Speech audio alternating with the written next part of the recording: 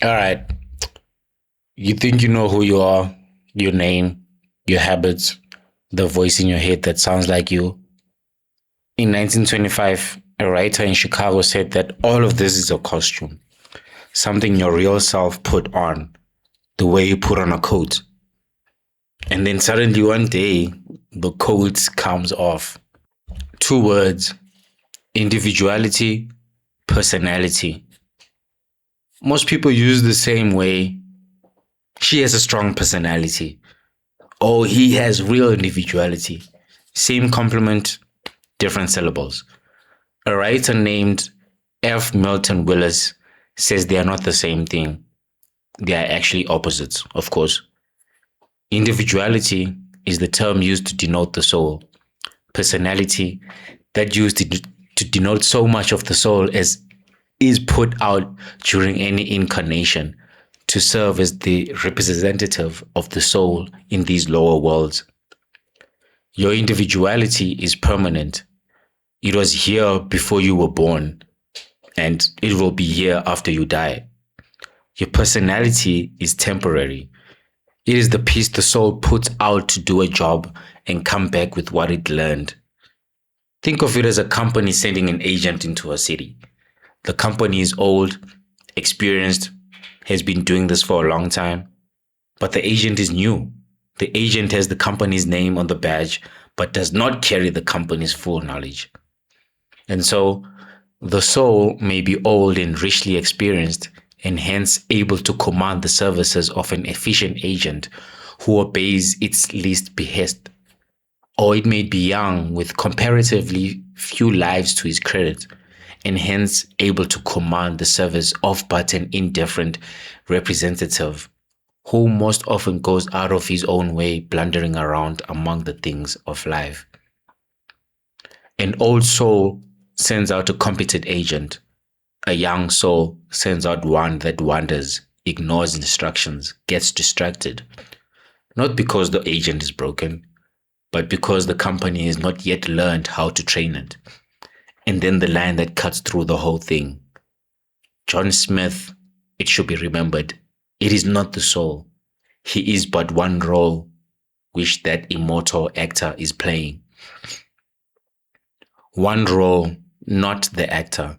The name you carry, the face in the mirror, the personality everyone calls you, that is the character the soul is playing right now. The soul has played others before. It will play others after you. Your name is a costume. Your habits are a costume. The thing wearing the costume does not actually have a name. So, if the personality is just the agent, how does it know what to do? How does the company reach the person it sent into the field? Willis says there is a specific channel. The soul does not leave its representative unsupervised. It sends a signal, and the name of that signal is something everyone already knows. Conscience is the voice of the soul attempting to lead its agent from dangers or direct him into the channels of benefit, according to the wisdom the soul has already gained. Conscience, not a list of rules written on a wall, not a book someone else handed you.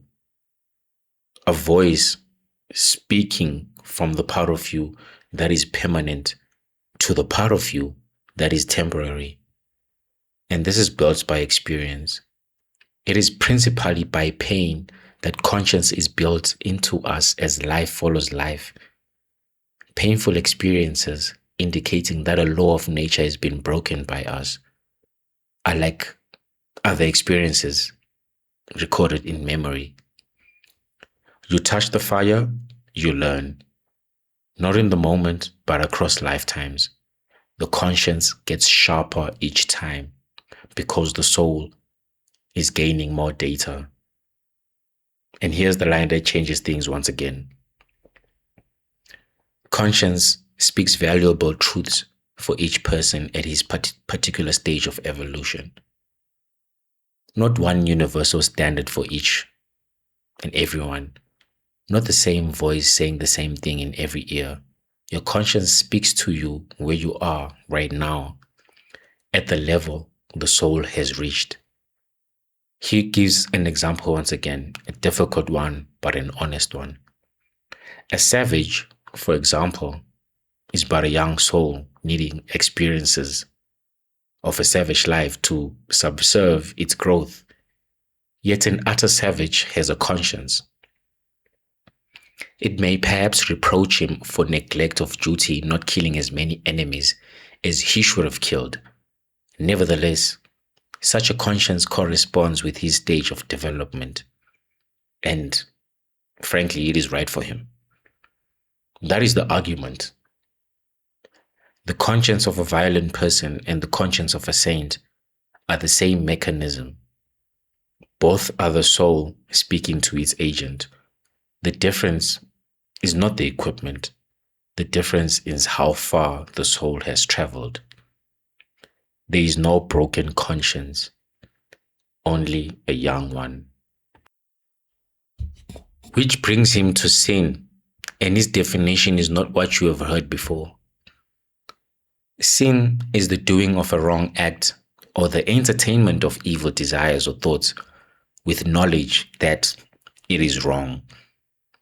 The word that matters is knowledge, not the act alone, not the desire alone. Knowing that what you are doing is wrong and doing it anyway. That is the thing he calls sin, or the Bible. Because look at what it does. The commission of sin is like the building by a person of a more or less formidable barricade across a path which you must pursue. Or war on your own road, not a punishment from the outside, not a judge handing down a sentence. You stacking bricks across the path you have, and then you are the only one who has to pull them down before you can walk again. He lists what the bricks are made of: comfort when you hoard it, wealth when you took it by defrauding others, subterfuge when you dodge the consequences of your own actions earned. Every brick is something the personality wanted to keep, and every brick makes the road longer. Sin is not the wrong you do to the world. It is the wall you built against yourself, and there is nobody else coming to take it down. So, if the personality builds walls and the soul has to tear them down, the question is how? Willis uses one word, and it is not one most people reach for. Not discipline, not punishment, not suffering. Sacrifice. The glad giving to others of that which will benefit the soul, and it is a mark of spiritual development. Giving, not losing. Giving. Every time you hand over something the personality wanted to keep, the wall gets thinner. Not because you were forced, but because you chose to. And what opens up on the other side of that choice is the thing he has been building towards. When we have dominated the lower self, we can perceive most clearly wherein others are lacking and can pour forth from our own true self the gracious influences needed for their helping. You cannot see what others need while you are hoarding for yourself. The mask has to thin before the eyes behind it can see clearly. Sacrifice is not the price of seeing. Sacrifice is what clears your vision. And then the last line where all of this arrives, just to conclude. This is the stage of Christ. I and my Father are one. The personality, the individuality have united. The mortal has won immortality. The costume and the actor became the same thing. The mask dissolves, not because it was torn away, but because there is nothing left to hide. So the argument, ladies and gents, two words everyone confuses: individuality and personality, the soul and the mask it wears. The mask is not the enemy, it is the tool. It goes out, gathers experience, and brings it back. But It is not you. There is a voice inside the mask, conscience. It speaks differently to different people. Not because some are broken, but because each soul is at a different point on the same road. The only real sin is building a wall across your own path. The bricks are comfort, wealth, anything the personality stakes up to avoid the work it was sent here to do. And the wall comes down the same way it went up, one brick at a time. By giving what the mask wanted to keep. You are not your personality. You never were.